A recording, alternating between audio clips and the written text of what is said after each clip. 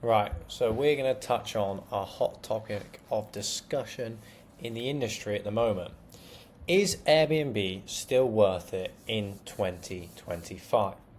Now we're going to run through some pros, cons, my actual thoughts, and whether we still think it's a worthwhile kind of long-term mechanism. So, firstly, what are the pros? Strong earning potential. Like, you can easily make more money on Airbnb than you can through standard property AST rentals, which is why it's still such a viable option in that sense, because you can essentially get a substantial income, make 2 to 3 times more than you would on a buy to let, deliver more returns, and have more flexibility. So it's still massively beneficial for landlords specifically.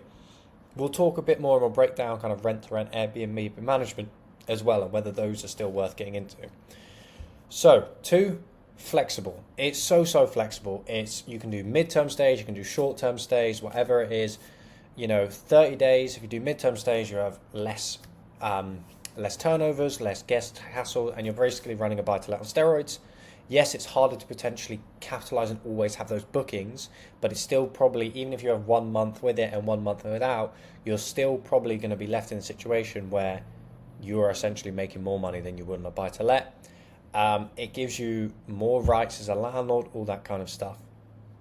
And as Airbnb, the platform and business tends to grow, they're still massively investing in growth. They're still massively investing in features. They're still really trying to essentially make it better, especially Airbnb. Booking.com, we all have our thoughts on Booking.com, but that's kind of where we're at. And I do believe the demand for short-term rental accommodation is growing, and I do believe the market itself is growing. Now, is the growth of demand outstripping the growth of supply? No, I don't actually think so. However, what you have to do, and when we get into my thoughts, is you have to tap into this market, because Airbnb itself and Booking.com itself are large, massive markets. But if you can actually basically, there's so much money flowing around in short-term temporary accommodation, whatever it is, for contractors, etc., etc. You can do all of that off-platform. You could run an entire business off-platform, off Airbnb, Booking.com, and have it direct and still make so much money. And that's where we're really trying to push towards, because that's when you're competing with the 5% and not the 90%. And that's the major difference. What are some of the cons of getting into the Airbnb game and the Airbnb business now? So one is definitely regulations. It's still highly unregulated at the moment, which is great. However, cities, London has regulation. More and more councils are going to bring in licenses, and eventually something will come in nationwide, whether it's an Article 5, C5 use class for holiday lets, a kind of grandfather rights, whatever it is in the UK, we're not sure. I think now is still a very good time to get in, because once those essential grandfather rights or whatever come into play, that's when it will really be a massive difference, because it will restrict supply. And the same as HMOs. The supply of HMOs is now capped, and it's harder to get HMOs on the market, that kind of stuff, with more Article 4. And the same will be for holiday lets, which will actually basically push the price up, and really the demand might keep growing, but the supply is going to stay the same, which is obviously great for prices. Next, Airbnb is not passive. Anyone who tells you that Airbnb is passive is either dumb or they're lying to you and have never run an Airbnb themselves. Airbnb is not passive, especially if you are doing it as a management company or doing it as a rent-to-rent, because these are two where you've really got to try and maximize your income, and that is not always, that's not always easy, because you're trying to always maximize the income for the client or yourself. You have to be on it 24/7. If you're trying to run an Airbnb passively, it's not going to work. The only way you kind of start to run it passively is if you really start to get longer term bookings and that kind of stuff, and it becomes more passive. But if you've got check-in, check-outs, that kind of stuff, and if you're just running a large number of units, we've got about 40 units at the moment. We're in discussions to almost add another 40 or so. That's a massive operational burden that you have to deal with. The income is never guaranteed. So seasonality, trends, if the market is down in terms of the economy, whatever it is less predictable. So you can have months where you make $5,000, you can have months where you make $3,000, or months where you make $4,000, and months where you make $2,000. There's so much more volatility that if you are not prepared for that, and if you you have to view it as a 12-month plan, not a 2-3 month. You have to see it over a 12-month period. If you're not willing to give it that 12 months and you're not willing to stick by it and put in the workload and that kind of stuff, it's not for you at the end of the day. And then what we talked about a bit is the supply of Airbnbs, because it is still such an attractive option in terms of compared to standard rentals and ASTs. There is more and more supply constantly coming onto the market. I know in my market of Leeds, where I live, there is a massive amount of developments being done. And essentially a lot of these developments are not full because there's not enough demand for ASTs and professionals and stuff like that to live in these places. So then they actually have to kind of think of other solutions. So now some of these developers are turning to Airbnb. So if you suddenly throw an extra 50 to 100 flats on the market, it's going to have a massive impact. And that essentially, that has a massive impact, and it will happen all over. The supply will start to outstrip the demand. So this is where you need to be careful about what strategy you choose and how you're kind of thinking about it. So, conclusion, Airbnb can still be profitable, is really worth it in the long term. However, it's not guaranteed, it is not passive. So you need to be very careful with essentially what booking models you're using, how you do your market research, what markets you're going into, all that kind of stuff, being fire regs compliant, etc. And this is where we'll touch on the different models and what actually my preferred model is going forward.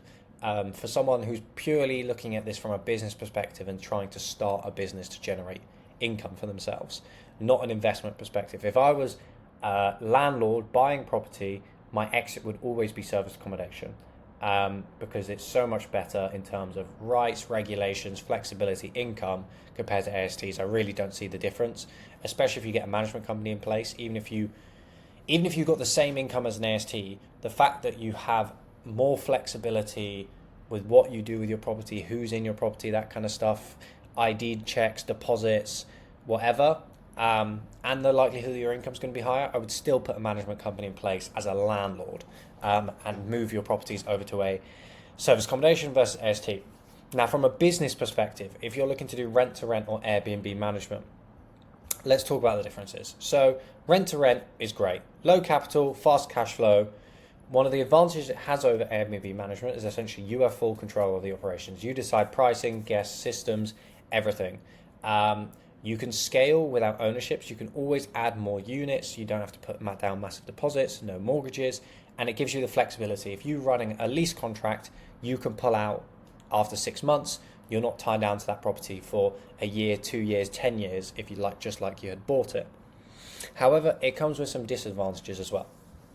So, upfront cost for setup, you're probably going to need at least 5k for a unit. You have the lease liability, so if for whatever reason your property is not performing, because a lot of people don't necessarily realize that they have to really work hard to make sure their property performs, and they need to know what they're doing. So essentially they will just stick it on Airbnb and expect it to perform, and then realize that actually it can very easily turn from a profit making venture to a profit or essentially losing money venture. Now, with regulatory risk, we don't know is the honest answer. We don't know whether you're going to get grandfather rights if you've been running rent-to-rents, if mortgage companies are going to crack down on it more, whatever it is, we just don't know. But there are regulatory risks that you have to be aware of with planning permission and that kind of stuff. One of the things that we as a business have done to protect ourselves against that is doing leases on entire apartment blocks, because if the owner essentially has to change the use class, they've got far more need to do that if you lease the entire building, because they're going to lose their entire tenancy across the whole building and it negatively impacts them. So to do that planning application or whatever is going to be far more beneficial to them and also probably going to uplift the value of their property. However, if they are just doing it on a standard you're just leasing one property and doing one rental from a landlord, they may not find it worth the hassle or the effort to do a planning application or whatever is needed to do.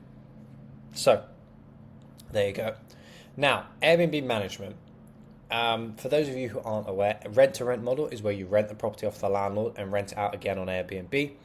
Airbnb management is where you manage the property for a landlord or someone doing a rent-to-rent, charge a management fee, and essentially you essentially take a commission, generally around between 12 and 15% of the property's income and bookings for managing the property.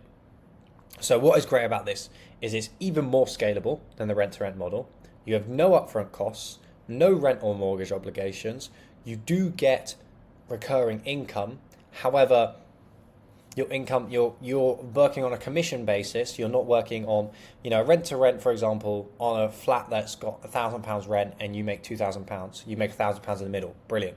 But if your flat is making £2,000, you take a 10% commission, then it doesn't really work as well, because you're essentially stuck with making only £200 on it. So continuing on anyway. So having that recurring income coming in is one of the reasons that we picked management over deal sourcing, was essentially because we wanted the monthly recurring income and continue to grow and add on top of that, instead of basically having to sell a product once over again and again.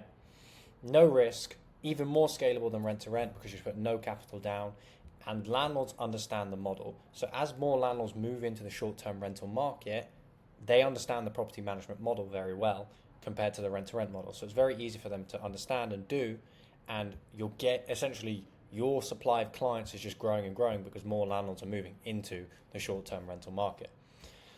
Drawbacks, your income is kind of capped, as we talked about, in terms of you don't make that profit, you just make a percentage.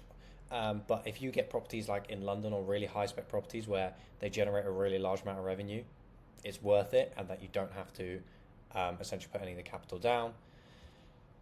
The biggest and hardest one is, again, service demand, but also dealing with clients. Like if you've got to deal with a lot of clients, that can be really tough, because those clients at the end of the day,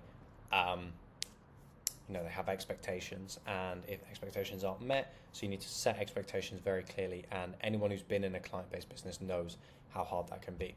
So my thoughts and recommendations: if I was a complete beginner starting from scratch, I would focus and try and scale the shit out of my Airbnb management business, because most of the time you need to learn the experience. You need to learn it. If you're risking capital in rent to rent, that's great, and you can do it, and we did it, but looking back on it, the management model is far more attractive for that, because you've got to put no capital up front, so you don't have to risk anything to begin with. And for a lot of people, it's just that risk factor. So if you don't have to risk anything to begin with, and you can make your money that way, it's far more scalable as a service-based business. And people who are starting out should basically grow and scale a service-based business. Then after that, you can start investing in rent-to-rent alongside that to get those profit margins up, taking some of that profit you make from the management business and scaling both businesses side by side, because you can then have some landlords who don't want management, but you can offer them a guaranteed rent model. So you can flip between the two, and it can be kind of a tool in your Swiss Army knife. But what I would say is that to make Airbnb still worth it, you need to kind of adapt to the market and the changes. And like rent to rent is going to be harder because these landlords have a much lower cost basis. So rent to rent is still very attractive and it works, but the landlords have a cost basis, so they can charge less and still make the profit that they want to make. So as a management company, you can then take the commission and you don't run the risk, which is really attractive for people just starting out. And then I would grow and scale them alongside. So that's how I would make Airbnb worth it. It's still in 2025. It definitely is worth it. There's still so much money going on through it, and the short-term rental market will always be massive. You just have to capitalize on it in the right way.